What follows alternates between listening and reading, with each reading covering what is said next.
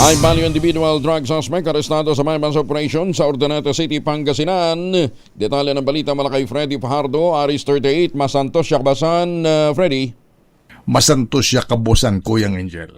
Dahil sa kustodiya ng Urdaneta City Police Station ang high-value individual drug suspect na isang 53 anyos na lalaki, residente ng syudad matapos itong masakote sa ikinasang anti-drug by bust operation ng PNP. Sa ulat ni OIC Chief of Police Lieutenant Colonel J.C. Balinang na nakarating sa tanggapan ni Provincial Director Colonel Arbil Merculio, alas 4 ng madaling araw kahapon, isinagawa ang operasyon sa Barangay Santa Lucia ng nasabing lungsod na pinangunahan ng Pangasinan Police Provincial Drug Enforcement Unit. Katuwang ang Provincial Intelligence Unit, Provincial Intelligence Team ng Pangasinan PPO, Regional Intelligence Division, Regional Police Drug Enforcement Unit ng Pro-1 at Urdaneta City Police Station in coordination with PDEA Region 1 at nakabili sa suspect ng isang nut-tied plastic sachet na naglalaman na hinihinalang siya na tumitimbang ng 35 gramo na may street drug price na 230,000 pesos. Ang polis na nagkunyaring buyer kapalit ng magmani kaya agad inaresto ang suspect. Kasong paglabag sa Section 5 and 11 ng Republic Act 9165 Comprehensive Dangerous Drug Act of 2002 ang kinakaharap ngayon ng akusado.